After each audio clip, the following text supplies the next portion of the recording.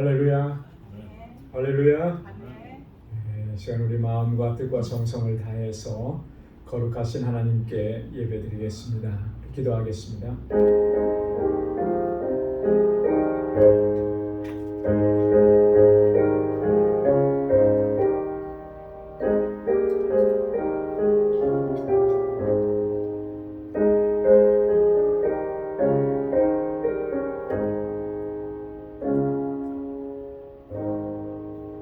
여호와께서는 자기에게 간구하는 모든 자, 곧 진실하게 간구하는 모든 자에게 가까이 하시는도다.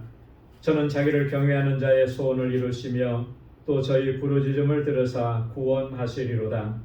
내 입이 여호와의 영예를 말하며 모든 육체가 그의 성호를 영영히 송축할지로다. 아멘. 은혜가 풍성하신 여호와 하나님 아버지, 오늘도 이 저녁에 저희들을 주님의 거룩하신 보좌 앞으로 불러주셔서 하나님을 경배하고 찬양하고 예배케 하심을 감사합니다. 성의로 지난 3일 동안 살아오는 동안에도 늘 불꽃 같은 눈동자로 우리를 지키시고 보호하시고 인도해 주시고 은혜를 베풀어 주신 하나님, 이 시간 우리의 온 마음을 다하여서 하나님을 예배하는 저희들 되게 하여 주옵소서. 우리의 심령 가운데 찾아와 주시고 우리 주 성령께서 다스려 주시고 주관해 주옵시고 하나님께서 기뻐 받으시는 온전한 산제사 주님께 올려드릴 수 있도록 인도하여 주옵소서. 우리의 예배를 받아 주옵소서. 우리 가운데 한량없는 은혜와 평강을 더하여 주옵소서. 감사하고 예수님의 이름으로 기원하옵나이다. 아멘. 전능하사 천지를 만드신 하나님 아버지를 내가 믿사오며 그 외아들 우리 주 예수 그리스도를 믿사오니 이는 성령으로 잉태하사 동정녀 마리아에게 나시고 본디오 빌라도에게 고난을 받으사 십자가에 못 박혀 죽으시고 장사한 지 사흘 만에 죽은 자 가운데서 다시 살아나시며 하늘에 오르사 전능하신 하나님 우편에 앉아 계시다가 저리로서 산 자와 죽은 자를 심판하러 오시리라. 성령을 믿사오며 거룩한 공예와 성도가 서로 교통하는 것과 죄를 사하여 주시는 것과 몸이 다시 사는 것과 영원히 사는 것을 믿사옵나이다. 아멘. 찬양으로 하나님께 영광 돌리겠습니다. 하나님은 너를 지키시는 자.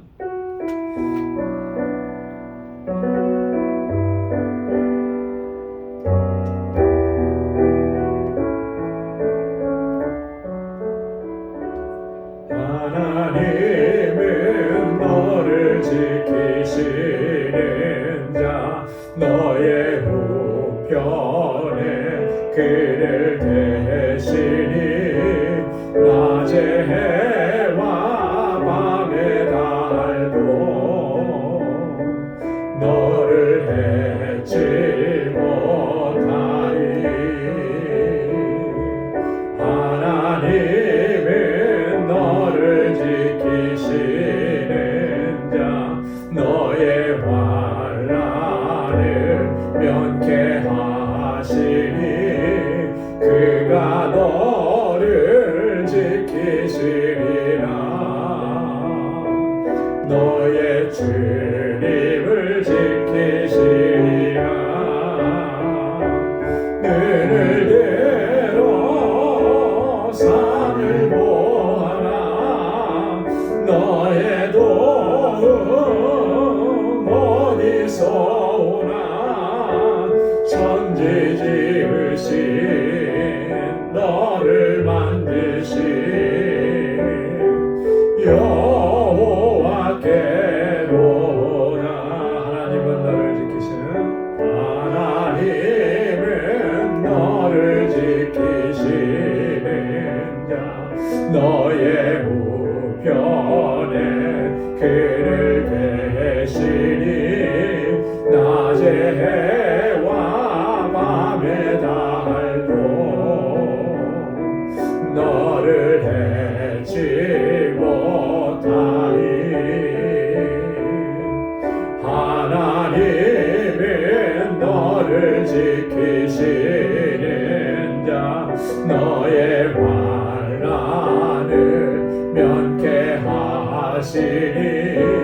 그가 너를 지키시리라. 너의 주님을 지키시리라. 눈을 들어 산을 보아라. 너의 도움 어디서 오나. 천지 지으신 너를 만드신 여호와께로다.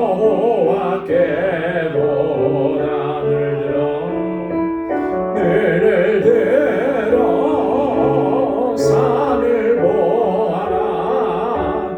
너의 도움 어디서 오나. 천지 지으신 너를 만드신 여호와께로다.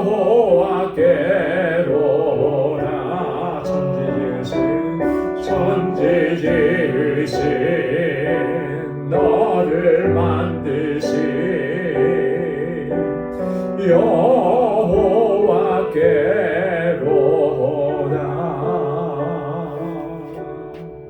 아멘. 괜찮은 주님의 사랑과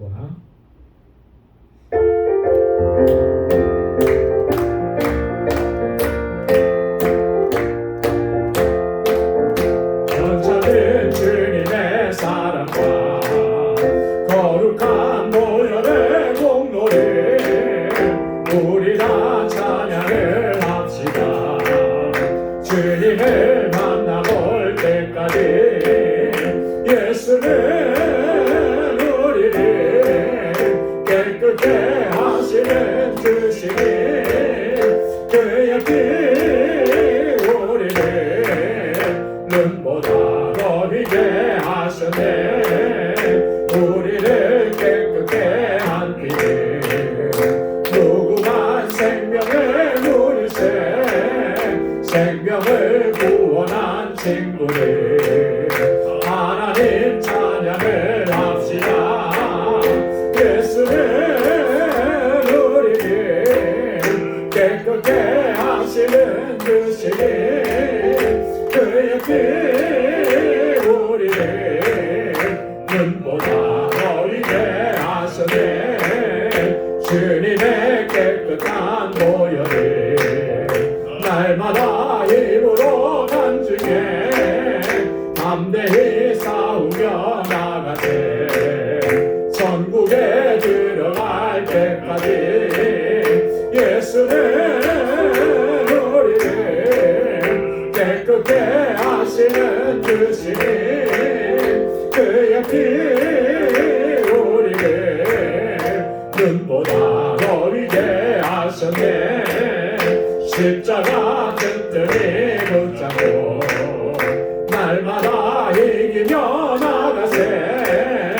머리에 면류관 쓰고서 주 앞에 찬양할 때까지 예수는 우리를 깨끗게 하시는 주시니 그의 피 우리를 눈보다 더 희게 하셨네. 십자가 튼튼히 붙잡고 날마다 이기며 나가세. 머리에 면류관 쓰고서 주 앞에 찬양할 때까지 예수는 우리를 깨끗게 하시는 주시니 그의 피 우리를 눈보다 더 희게 하셨네. 십자가 튼튼히 붙잡고 날마다 이기며 나가세.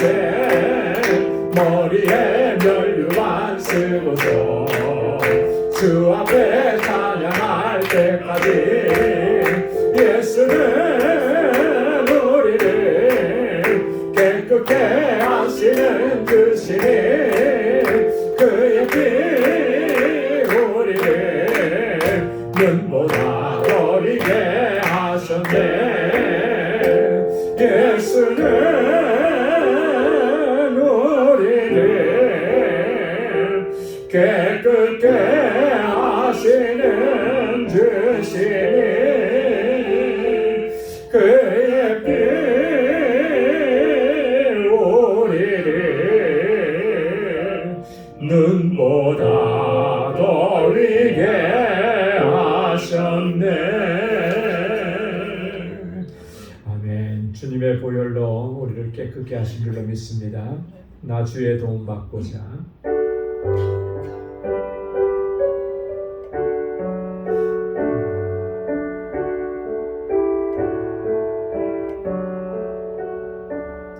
나 주의 도움 받고자 주 예수님께 빕니다. 그 구원 허락하시사 날 받으옵소서.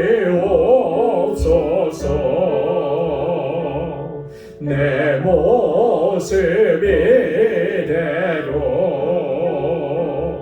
주 받으옵소서. 날 위해 돌아가신 주 날 받으옵소서. 큰 죄에 빠져 영주기 날 위해 피 흘렸으니 주 형상대로 빚으사 날 받으옵소서. 내 모습 이대로 주 받으옵소서. 날 위해 돌아가신 주 날 받으옵소서. 내 힘과 결심 약하여 늘 깨어지기 쉬우니 주 이름으로 구원해 날 받으옵소서. 내 모습 이대로 주 받으옵소서.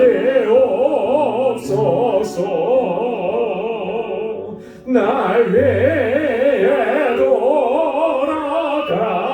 돌아가신 주 날 받으옵소서.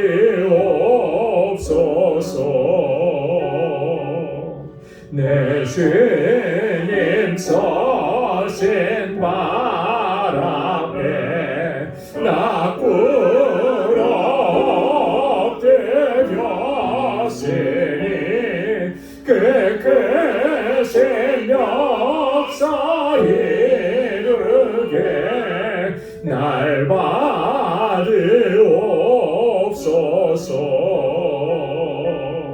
내 모습 이대로 주 받으옵소서. 날 위해 돌아가신 주 날 받으옵소서. 내 모습 이대로 내 모습 이대로 주 받으옵소서.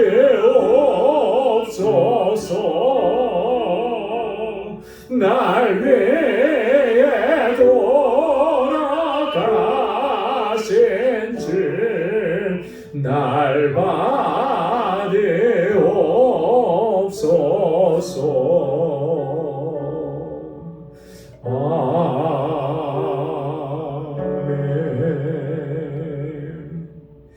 아멘. 우리 모습 이대로 주님 받아주시기를 소망합니다.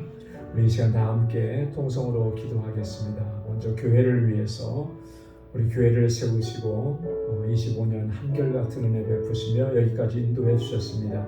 믿음의 공동체로, 사랑의 공동체로, 소망의 공동체로 든든하게 서게 하셔서 영혼 구원의 사명을 잘 감당하는 구원의 방주가 되게 하옵소서. 우리 세워주신 주의 종들과 신실한 주의 청지기들을 위해서 하나님께서 믿음을 더해 주시고 충성된 마음을 허락해 주시도록 그 수고와 헌신을 통해서 우리 권속들과 우리 교회가 든든하게 서갈 수 있도록 은혜 베풀어 달라고, 또 우리 사랑하는 자녀손들을 위해서, 우리 뉴스그룹과 EM을 위해서 우리 교사들과 또 목회자를 청빙하고 있습니다. 하나님 좋은 목회자 보내주시도록 우리 함께 기도해 주시고, 우리 알라메다 방주교회 하나님의 뜻대로 정말 아름답게 성장해 가도록 주님 역사해 주시고, 이제 단기 선교를 준비합니다. 하나님 이 단기 선교 후에도 큰 은혜 베풀어 주셔서 놀라운 역사가 일어나는 귀한 선교가 되도록 하나님 인도해 달라고 같이 기도해 주시고, 우리 환우들을 위해서 특히 요즘에 독감 환자들이 참 많고 많이 어려움이 있습니다. 하나님께서 건강 지켜주시도록, 우리 연로하신 어르신들을 위해서 오늘 전체적인 광고를 드린 것처럼 우리 교회 같이 신앙생활 하시다가 아틀란타로 이주하셨던 우리 홍 권사님께서 하나님의 부르심을 받았습니다. 좀 슬프고 또 안타까운 일인데 장례의 모든 절차들이 있습니다. 위해서 기도해 주시고, 특별히 옥장로님 위해서 같이 기도해 주시기 바랍니다. 또 우리 서영숙 권사님께서 오늘 밤에 한국으로 출국하십니다. 어머니께서 위독하시다는 그런 말씀을 듣고 가시는데 모든 여정 위에 하나님께서 함께 해주시도록, 우리 또 이 시간 주님 앞에 가지고 나온 우리 개인의 기도 제목들 제가 다같이 통성으로 하나님께 아뢰겠습니다. 거룩하신 아버지 하나님, 참 감사합니다. 저희들을 사랑하시사 은혜의 자리로 이렇게 불러주시고 우리가 마음을 같이하고 뜻을 같이하여서 하나님 앞에 부르짖고 아버지 하나님 주님 앞에 간구하게 하심을 감사합니다. 우리 온 마음을 다해서 하나님을 찬양하고 예배하는 저희들 되게 하여 주옵소서. 이 시간도 하나님 주님의 은혜를 구하며 주님 앞에 부르짖고 간구하오니 사랑하는 주의 종들의 기도에 하나님의 선하신 응답을 허락해 주옵소서. 우리 방주교회가 정말 주님의 세우신 뜻에 합당하게 아름답게 세워져 가도록 도와주옵소서. 믿음의 역사와 사랑의 수고 소망의 인내로 소문난 교회가 되게 하시고 아버지 하나님 영혼 구원의 사명을 잘 감당하게 하옵소서. 구원의 방주가 되게 하시고 세상을 향하여서 진리의 등대가 되게 하옵소서. 하나님께서 택하신 그 영혼들을 주님께로 인도하는 이 귀한 사명을 잘 감당할 수 있는 우리 모든 지체들이 되도록 인도해 주옵소서. 아버지 하나님 이 세상에 아버지 세워주신 귀한 주의 종들과 사랑하는 신실한 주의 청지기들을 붙잡아 주옵소서.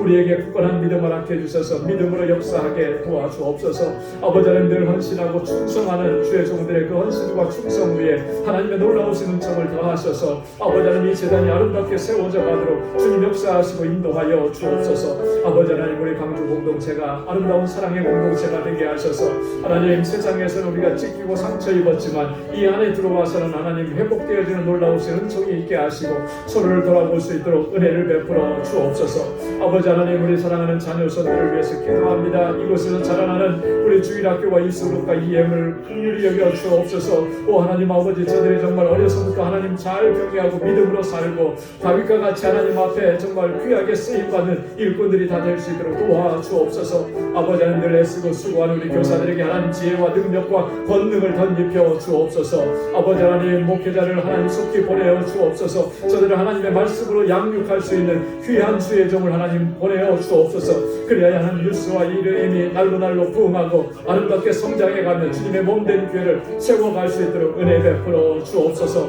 오 하나님 아버지 세계 곳곳에서 복음을 전하는 우리 선교사님들 강건하게 붙잡아 주시고 주의 능력으로 함께하여 주옵소서. 많은 생명의 위협이 있고 어려움이 있습니다. 고난이 있고 환난이 있습니다. 넉넉히 이겨낼 수 있도록 주께서 성령으로 역사하시고 인도하옵시고 우리 알라메다 방주교회를 든든하게 지켜주셔서 아버지 그 지역의 영혼들을 주께로 인도하는 구원의 방주로 우뚝 서게 하시고 우리 아버지 하나님 선교사님과 우리 모든 동역자들에게 사역자들에게 능력과 권능을 더하시고 우리 알라메다의 식구들 저희를 하나님께서 강건하게 붙잡아 주옵소서. 이제 단기 선교를 준비합니다. 하나님, 우리 모두가 한 마음이 되고 한 뜻이 되게 하셔서 아버지 시간이 하나님 은혜의 시간으로 참 넘치게 하시고 연약한 저희들을 붙들어서 하나님 주님의 능력의 발로 붙들어 주셔서 이 귀한 사역에 아름답게 쓰임받는 우리 모든 지체와 공동체가 되도록 인도하여 주옵소서. 우리 사랑하는 권속들을 붙잡아 주시기 원합니다. 하나님, 아버지 영적으로나 육적으로나 늘 강건하게 하여 주옵소서. 육신의 연약함이 있습니다. 주님 치료하여 주시고 아버지 온전하게 회복시켜 주옵소서.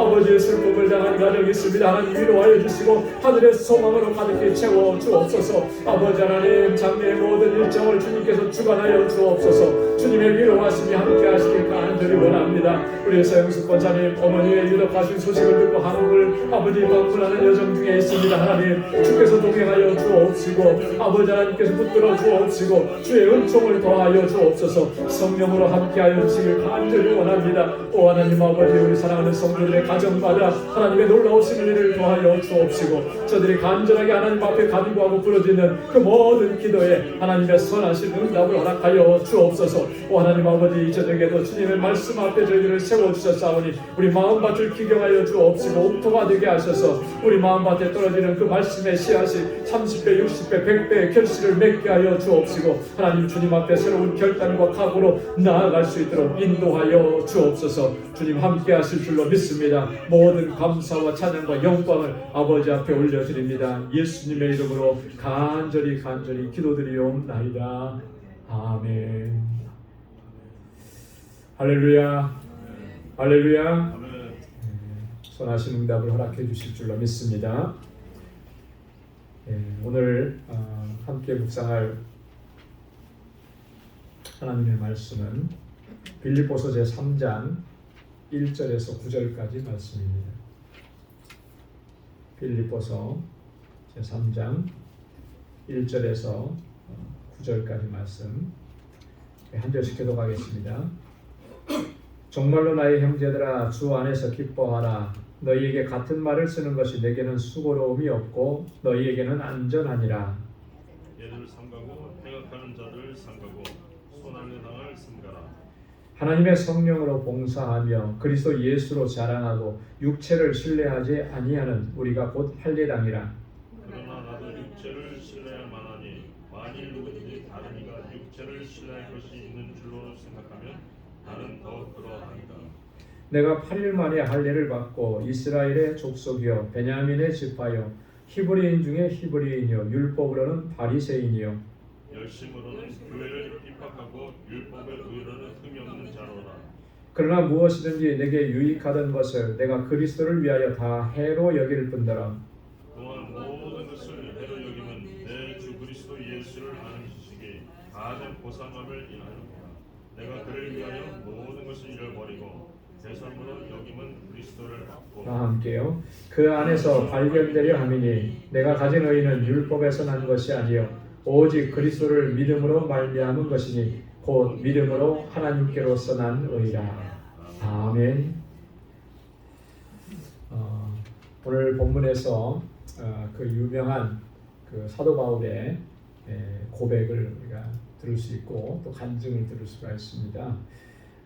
그리스도를 위해서 내 모든 것들을 다 해로 여기고 배설물처럼 여긴다. 그리스도를 아는 지식이 가장 고상하다.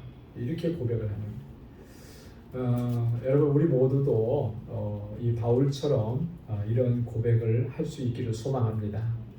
오늘 이 본문의 말씀을 우리가 묵상하면서 우리가 이런 결단과 다짐으로 또 주님 앞에 설 수 있어야 된다라고 하는 것이죠. 오늘 본문의 말씀은 조금 세분해 보면 세 부분으로 나눠볼 수가 있는데요. 1절부터 3절까지는 이 손할례당을 삼가라라고 하는 이 손할례당이라는 게 뭔가? 개들을 삼가하고 행악하는 자들을 삼가하고 손할례당을 삼가. 바울이 조심하라라고 하는 경계를 하는 그런 권고의 말씀이죠. 도대체 누구를 조심하고 어떤 사람들을 경계해야 되느냐? 여기서 말하는 개라고 표현한 이 사람들은 도대체 누구를 가리키는 것인가? 우리가 함께 살펴보고요. 4절부터 6절까지 말씀에는 그 지금 앞에서 얘기했던 그 삼가라고 하는 이 사람들이 자랑하는 것들이 있었어요. 그런 자랑하는 것들 나도 자랑하려고 하면 너희보다 더 많다. 자랑할 게 너희보다 더 많다. 이렇게 이제 그렇게 얘기하면서 바울이 그걸 자랑하려고 하는 게 아니라 그들이 자랑하는 것이 얼마나 허무하고 무의미한 것들이냐라고 하는 것을 지적하려고 하는 내용들이 이제 나옵니다.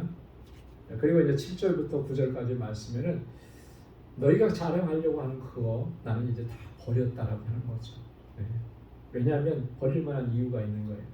예수 그리스도를 아는 지식이 가장 고상하기 때문에 나머지는 다 배설물처럼 버렸다. 여러분 가장 귀하고 가장 소중한 거 그거 하나면 되는 거예요. 그죠? 나머지는 다 필요 없는 거예요. 근데 우리가 신앙생활 하면서 이것도 갖고 싶고 저것도 갖고 싶은 거죠. 이게 문제인 거예요. 예수님 한 분이면 되는데, 그죠? 예수로만 충만해지면 되는데, 예수님도 이렇게 가슴에 품고 또 세상 명예도 같이 누리려고 하는 거죠. 여러분 예수님께서 뭐라고 말씀하셨습니까? 하나님과 재물을 겸하여 섬길 수가 없다. 근데 우리는 많은 경우에 그렇게 하거든요. 예수님 한 분만으로 만족하지 못해요. 이게 이제 문제인 거예요. 그래서 오늘 본문의 말씀을 통해서 우리가 다시 한번 결단을 해야 하는 것이죠. 자, 그러면 1절부터 한번 보겠습니다.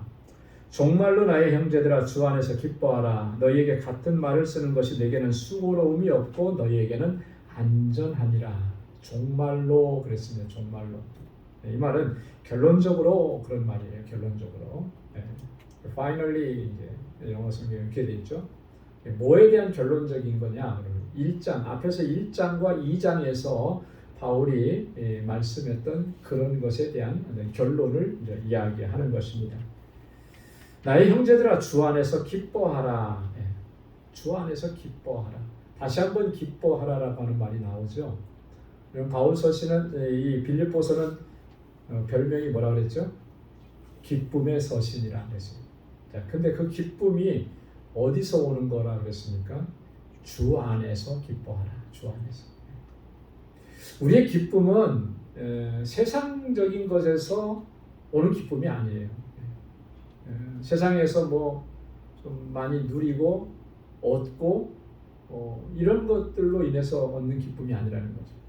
그거는 기쁨 물론 그것도 기쁜 일이겠지만 그건 너무나 기쁨의 그 단계를 얘기한다면 그건 가장 밑바닥에 있는 그런 기쁨, 원초적인 것, 육적인 것들이에요.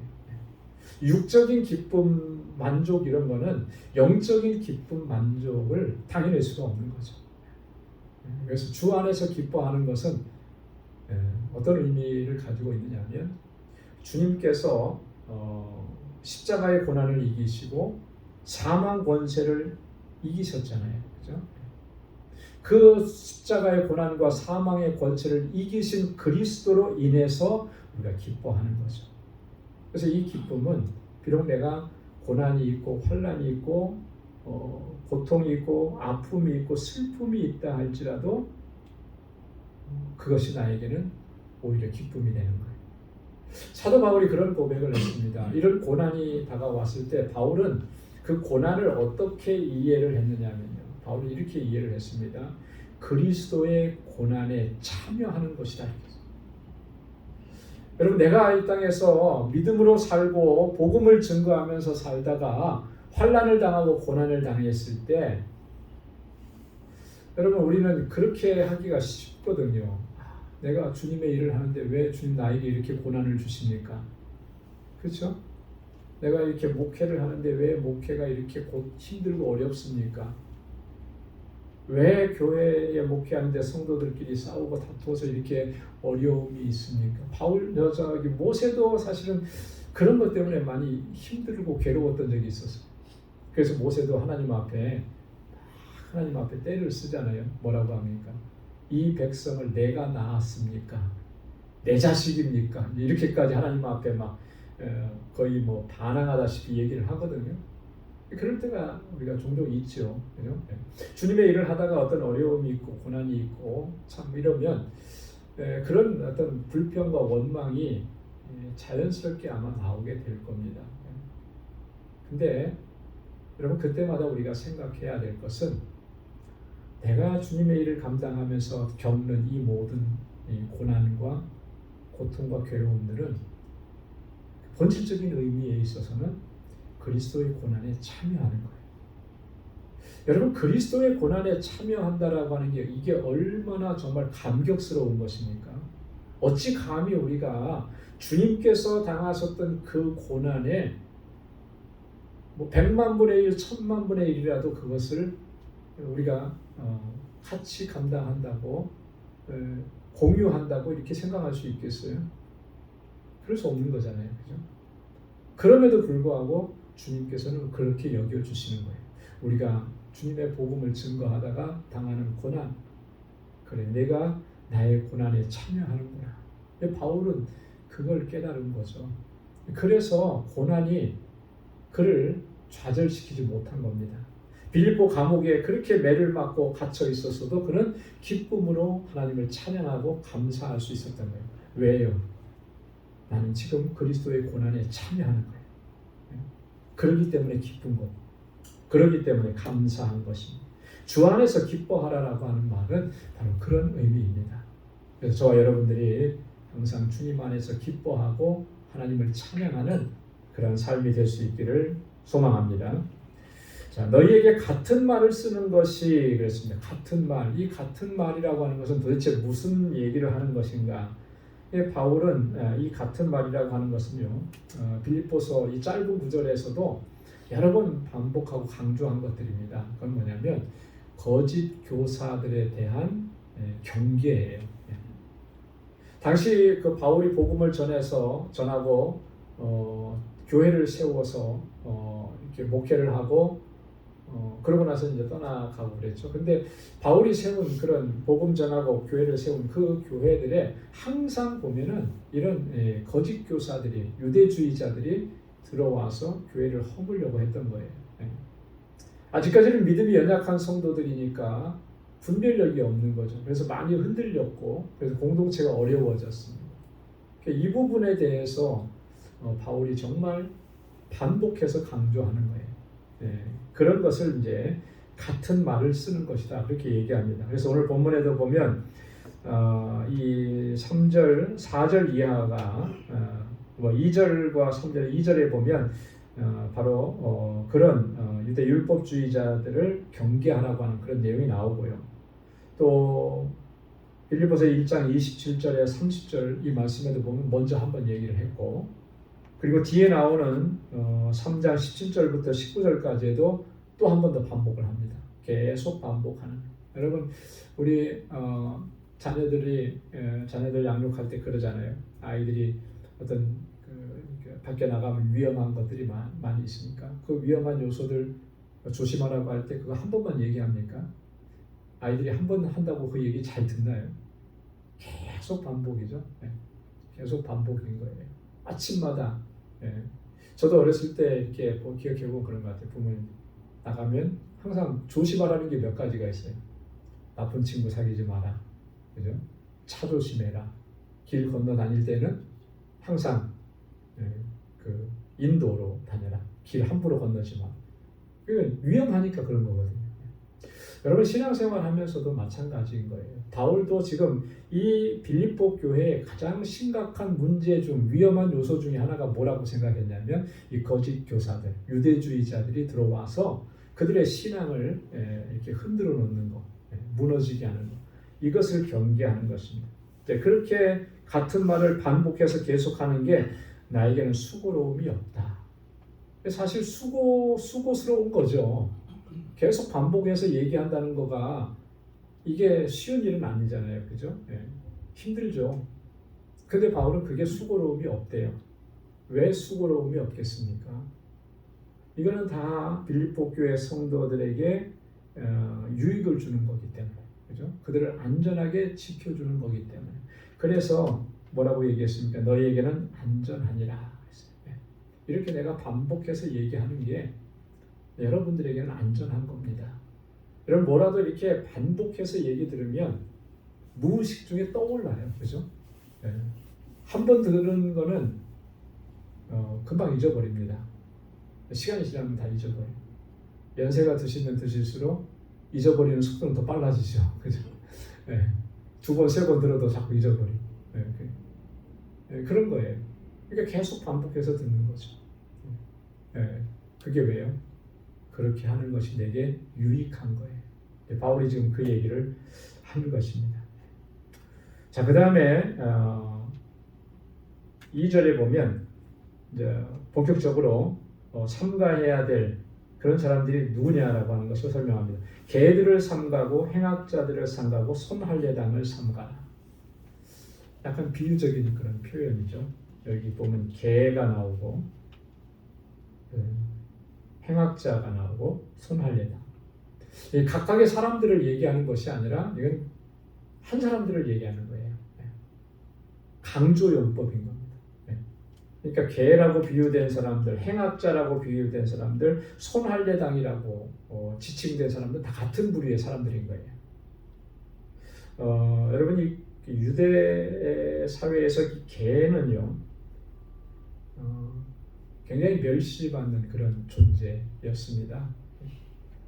미국이나 선진 국가나 되니까 개가 저렇게 대접을 받죠. 그렇죠? 옛날에 저 어렸을 때는 개가 집안에서 들어와서 같이 산다는 건 거의 상상을 못 해봤습니다. 개는 어디다 묶어놓습니까? 마당에다가 추우나 더우나 묶어놓잖아요. 그리고 이제 여름이 되면 잘 맛있게들 드셨잖아요. 시골에서는.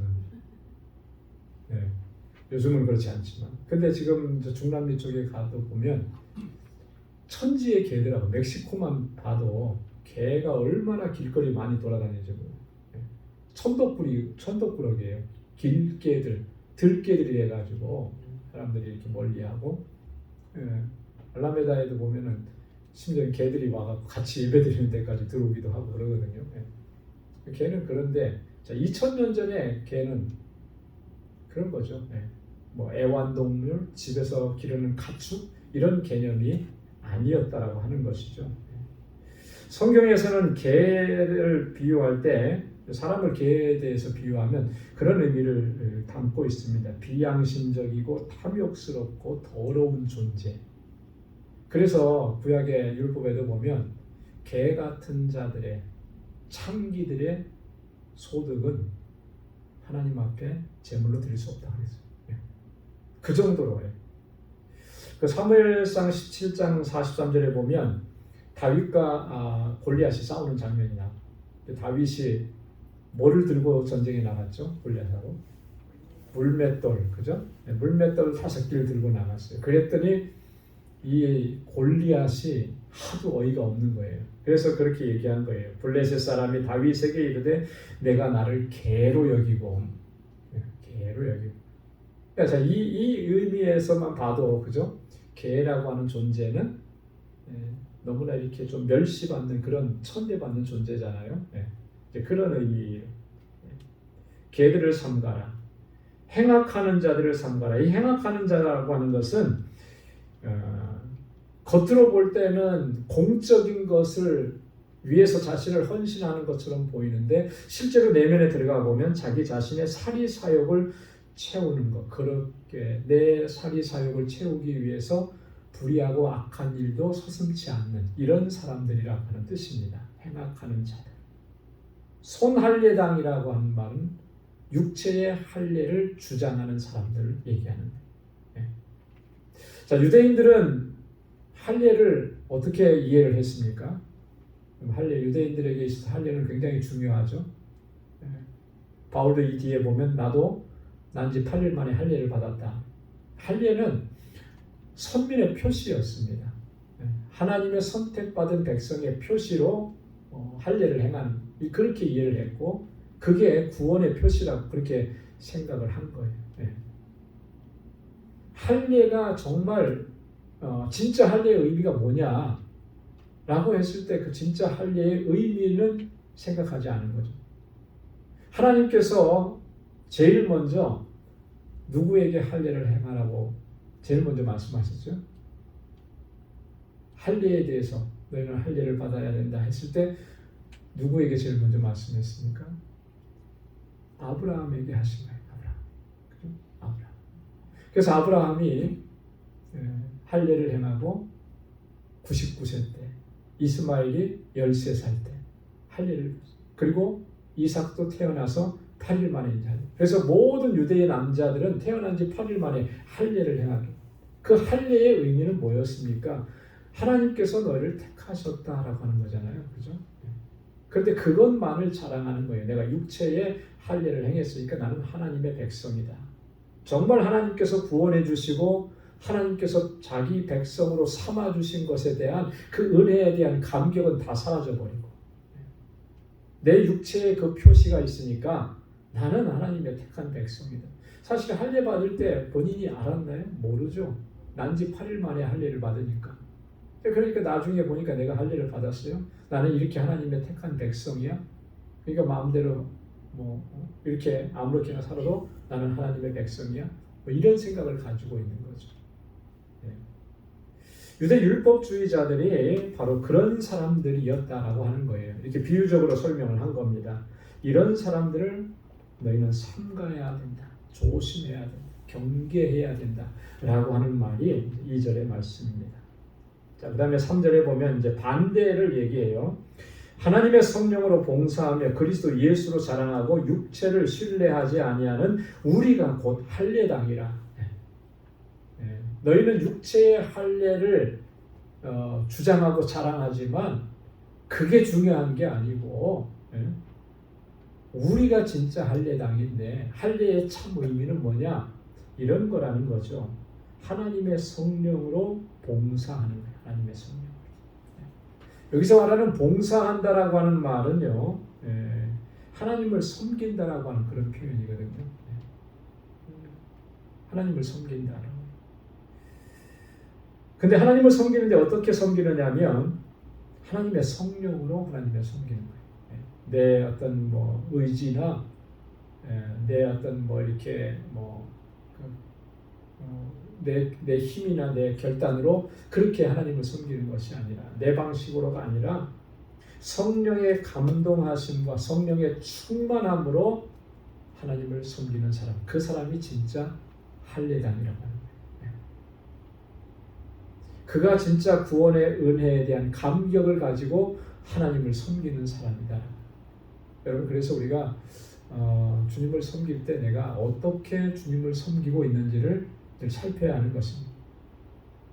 예배를 인도하고 설교를 하고 교회 안에서 봉사하고 모든 것들이 정말 내 의를 가지고 그렇게 하느냐, 아니면 정말 성령께서 내 안에서 충만하게 감동하시고 역사하셔서 성령께서 이끄시는 대로 그렇게 우리가 주님을 섬기느냐라고 합니다. 어떤 전통과 형식의 지배를 받아가지고 거기에 갇힌 자냐, 아니면 신령과 진정으로 하나님을 예배하는 자냐라고 하는 거죠. 여러분, 우리가 하나님의 성령으로 봉사하는 우리 모두가 될 수 있기를 소망합니다. 그리스도 예수로 자랑하는 사람, 그가 참 할례당이라는 거예요. 그리스도 예수로. 여러분, 이 육체의 할례를 행한 사람들은 뭘 자랑했습니까? 유대 율법주의자들은 자기의 행위를 자랑하는 거예요. 내가 율법을 이렇게 철저하게 지켰고 그랬으니까 내가 구원받은 것이다. 사실은 그렇게 하지도 못했죠. 그러면서도 자신은 율법을 철저하게 지켰다. 이런 자신들의 행위를 자랑하고 육체에 새겨진 할례를 자랑하고. 여러분, 그러나 참된 그리스도인들은 그게 자랑거리가 되지 않는 거예요. 내가 신앙의 몇 대 가문에 속해서 그 믿음의 가문에서 태어났고 그게 유익은 조금 줄 수는 있지만 그게 자랑거리가 될 수는 없는 거예요. 여러분 보십시오. 내가 몇 대째 목회자 가정에 태어났다고 해서 그가 정말 예수 그리스도를 인격적으로 개인적으로 만나지 못했다면 그 아무 의미가 없는 거 아니겠습니까? 그죠? 내가 몇 대째 신앙의 가문에서 태어났다는 게 그 무슨 의미가 있겠어요? 나는 주님을 못 만났는데 나는 주님을 만나지 못했는데 내 가문이 그렇다라고 하는 게 우리 집안에 뭐 목회자 가끔 가다가 그런 얘기를 하는 분이 있더라고요. 이렇게 보면 우리 가정에는 뭐 목사가 몇 명이고 장로가 몇 명이고 이런 본인은 어떠냐 하는 거죠. 대체적으로 그런 거 자랑하는 사람은요, 본인이 그렇지 못하니까, 본인이 열심으로 주님을 신실하게 섬기지 못하니까 다른 것들을 막 얘기하는 거예요. 이거 참 너무 안타까운 것입니다. 그렇잖아요. 정말 중요한 거는 내가 정말 예수 안에 있느냐라고 하는 거예요. 내가 정말 구원의 기쁨과 확신을 가지고 그렇게 살아가고 있느냐라고. 여러분, 우리가 그리스도 예수로 자랑하는 삶이 될 수 있기를 소망합니다. 예수로 자랑한다라고 하는 것은 예수 그리스도께서 나의 구원자이시라고 하는 거예요. 내가 예수로 말미암아 구원받은 하나님의 백성이라고 하는 거예요. 그러니까 결국 그거 자랑하는 건 나를 자랑하는 게 아니라 누굴 자랑하는 거예요? 예수님을 자랑하는 거죠.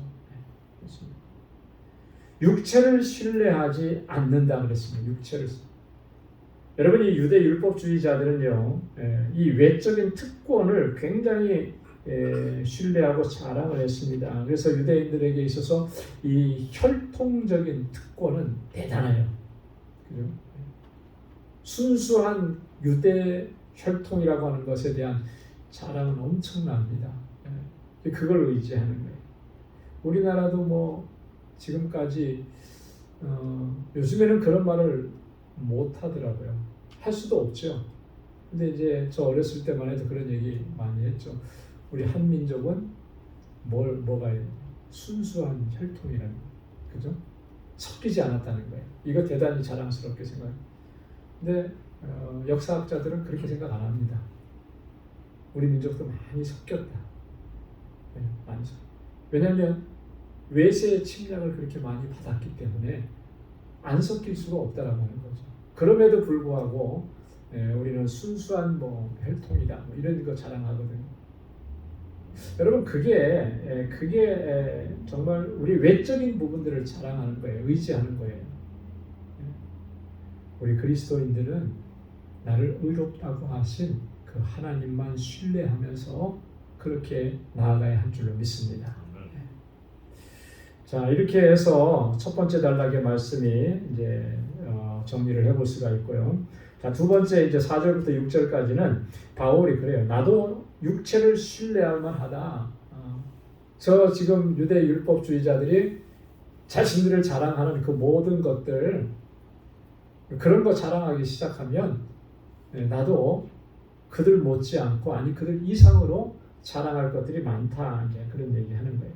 자, 4절 보면 그러나 나도 육체를 신뢰할 만하니 만일 누구든지 다른 이가 육체를 신뢰할 것이 있는 줄로 생각하면 나는 더욱 그러하다. 자, 유대 율법주의자들이 자신들의 육체를 신뢰한다고 하는데 나는 저들이 가진 것보다 더 많이 있다. 신뢰하려고 한다고 하면 나는 저들보다 더 신뢰할 것들이 많다. 이제 이런 얘기잖아요. 자, 이런 얘기를 하는 것은 자기를 자랑하려고 하는 것이 아니라 저들의 자랑하는 것이 정말 허무하고 아무 의미 없는 것들이라고 하는 것을 강조하기 위해서 그렇게 이야기하는 것입니다. 자, 그러면서 바울이 자신에 대해서 쭉 설명을 합니다. 5절과 6절에 보면 내가 8일 만에 할례를 받고 8일 만에, 여러분 태어난 지 8일 만에 할례 받으라고 하는 것은 하나님의 명령이었죠. 그죠? 나는 그렇게 할례를 받았다. 창세기 17장 12절에 보면 하나님께서 아브라함에게 그렇게 말씀을 하신 거예요. 너희 집안 사람들이나 너희 자손이 아니더라도 이방 사람에게 돈으로 산자라 하더라도 너희 집에 속속이 돼 있으면 난지 8일 만에 할례를 받으라. 이게 이제 전통이었던 거죠. 바울은 내가 그렇게 할례를 받았다 8일 만에 이거 얘기하는 거고요. 자, 이 한마디면 뭐 사실 뭐 다른 거 더 필요가 없을 정도입니다. 이스라엘 족속이다 했습니다. 이스라엘 족. 나는 정통 유대 가문에 속한 자다. 그렇게 얘기하는 거예요. 여러분 이스라엘 족속, 이스라엘 공동체 안에 여러분 이방인들이 들어와서 살 수 있었습니까? 없었습니까? 이스라엘 공동체 안에. 며칠 전에 새벽기도 때도 제가 말씀을 한번 드린 것 같은데요. 네. 이방인들이 다 함께 살 수가 있었죠. 근데 조건이 하나 있었잖아요. 그죠? 뭐죠? 할례를 받아야 돼요. 남자는 할례를 받아야 되고 또 율법을 준수하겠다고 하는 서약을 해야 됩니다. 그러면 이방인이라 할지라도 유대 사회 안에 들어와요. 그래서 유대인 공동체 안에는 뭐 그들이 주장하는 것처럼 순수 유대인 혈통만 있는 게 아니라 다 함께 있었죠. 물론 퍼센테이지로 따지면 많지는 않지만 그렇게 있었단 말이죠. 근데 바울은 여기서 지금 내가 이스라엘 족속이라고 하는 거는 그런 거예요. 내가 이방 사람이어서 유대인으로 개종한 그런 사람이 아니고 나는 순수한 아브라함의 후손이다. 이것을 지금 얘기하는 것입니다. 고린도후서 11장 22절에서도 바울이 한 번 더 이야기를 강조했던 적이 있습니다. 자, 그 다음에 나는 베냐민 지파다. 바울은 베냐민 지파래요. 여러분, 베냐민 지파라는 게 왜 자랑스럽죠? 자, 베냐민은 누굽니까? 베냐민. 요셉의 동생이고 야곱의 막내 아들이잖아요. 그죠? 형제들로 따지면 맨 막내니까 사실은 별로 이렇게 주목받지 못하는, 뭐 아버지 야곱에게는 사랑받았다 쳐더라도 형제들로 이렇게 봤을 때는 그렇게 크게 주목받지 못할 그런 위치에 있는 사람인데 바울은 지금 나는 베냐민 지파 굉장히 자랑스럽게 얘기하잖아요. 왜 그럴까요? 이스라엘의 초대 왕 사울이 베냐민 지파 사람이었습니다. 사무엘상 9장 2절에. 그러니까 이 베냐민 지파 사람들은 굉장한 자부심이 있는 거예요. 왜요? 이 나라의 초대 왕이 우리 지파 사람이다라고 하는 거. 비록 그 지파는 작은 지파이지만 이런 자부심을 가지고 있었던 거죠. 그러니까 바울이 그런 의미로 얘기하는 거예요. 자, 히브리인 중에 히브리인이다. 헬라계 유대인이 아니라는 거예요. 유대인들은 모계 사회입니다. 모계 사회여서 엄마가 유대인이면 다 유대인이 돼요. 그죠? 그래서 아빠가 헬라 사람이어도 엄마가 유대인이면 그는 유대인이 되는 거예요. 그렇지만 섞여 있는 거죠. 근데 나는 그렇지 않다는 거예요. 유대인 부모 밑에서 태어난 완전한 유대인이고 히브리식으로 내가 양육받고 교육받았다. 그런 의미를 담고 있는 거예요. 히브리인 중에 히브리. 율법으로는 바리새인이요. 자, 여기 들어가서 이제 본격적으로 나옵니다. 그죠?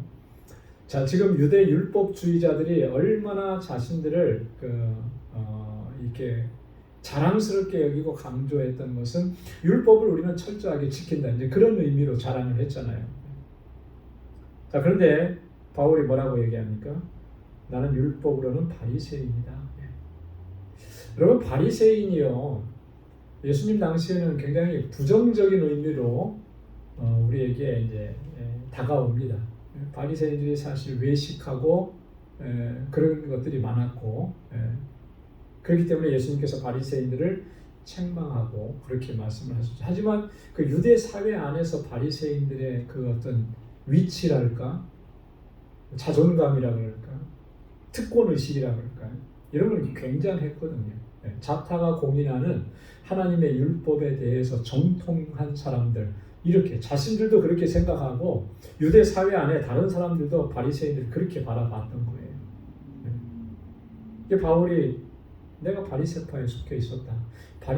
바리새파는 당시에 정확하지는 않은데 대략 한 전체 인구의 한 7,000명, 8,000명, 10,000명을 넘지 않았다 그래요.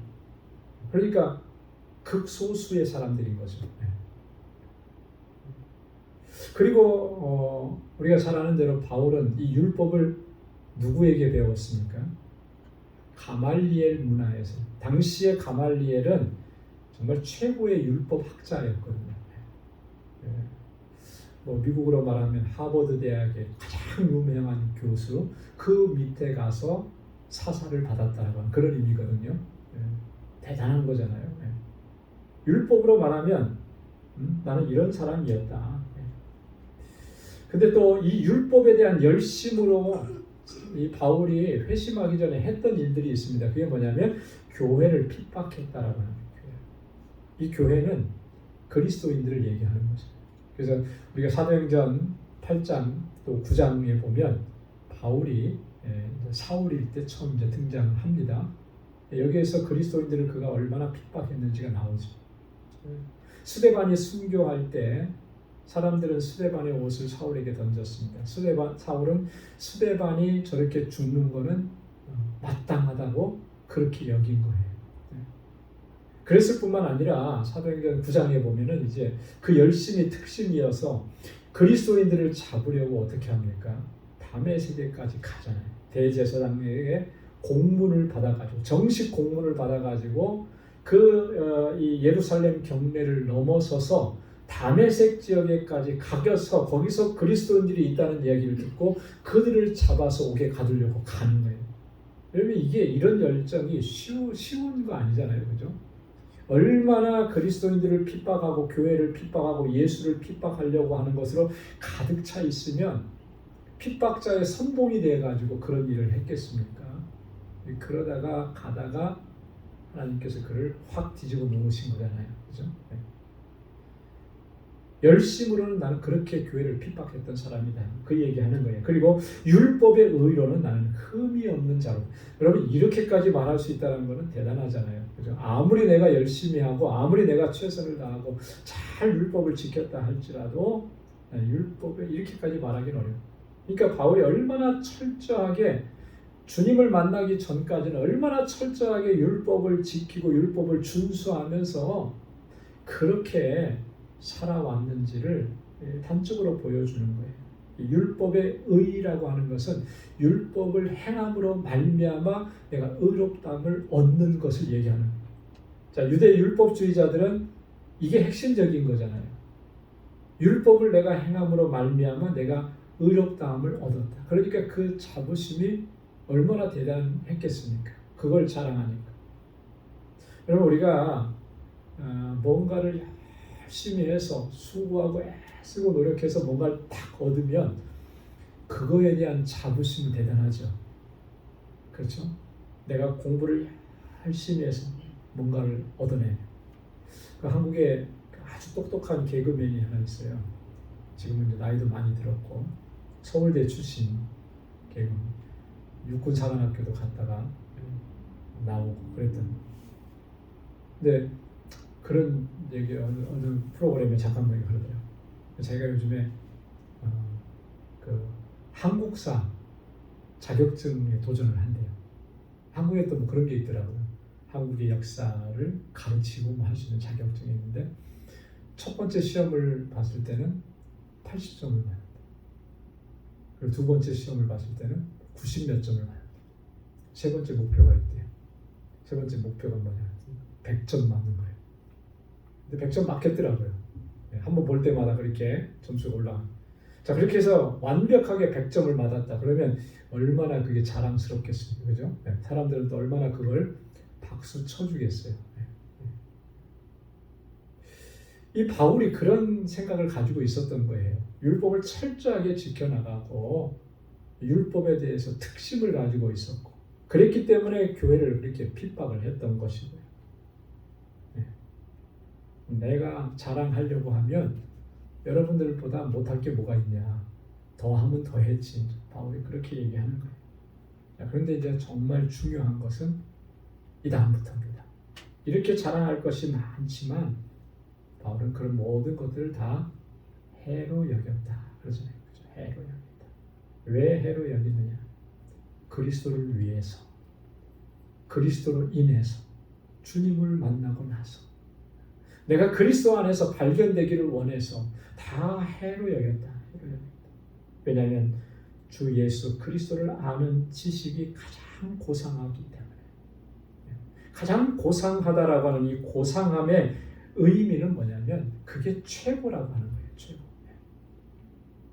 그리스도를 아는 지식이 최고이기 때문에 그리스도를 만나서 인격적으로 주님과 교제하고 그래서 주님을 알아가고 경험해가고 그 주님의 은혜를 체험하고 주님이 어떤 분이신지를 내가 알아가는 것, 이게 가장 귀하고 가장 최고라고.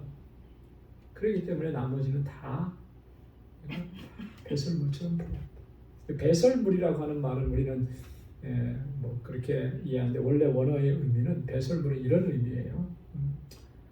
그 식탁에서 이렇게 밥을 먹고 나면, 그러면 이제 다 먹고 나면 이제 잔반들이 남잖아요, 그죠? 잔반들은 다 버리잖아요. 먹던 음식이니까 버린단 말이죠. 그런 걸 의미해요. 먹던 음식 누가 또 먹으라고 내놓고 그러지는 않죠. 나는 그런 것처럼 이제 더 이상 상을 차리기에 쓸모가 없는 것들이기 때문에 다 버리는 거예요. 그렇게 여겼다는 거예요. 왜? 주님을 아는 것이, 주님을 경험한 것이 이게 너무나 소중한 거기 때문에. 나머지는 다 아무것도 아니라 배설물 같은 말, 오히려 해가 된다라고 하는 거죠. 해가. 여러분, 오직 주님만 자랑하고 주님만 귀하게 여기고 세상의 것들을 다 내던지고 오직 주님을 위해서 헌신하고 그렇게 믿음으로 살아가는 우리 모두가 될 수 있기를 주님의 이름으로 축원합니다. 기도하겠습니다. 하나님 아버지, 감사합니다. 오늘 이 저녁에도 정말 저희들을 사랑하셔서 주님 앞에 나오게 하시고 함께 하나님의 말씀을 묵상할 수 있도록 은혜 주셔서 감사합니다. 주님을 믿는다고 하면서도, 또 주님을 따른다고 하면서도 여전히 우리가 붙잡고 있었던 세상적인 것들이 너무나 많습니다.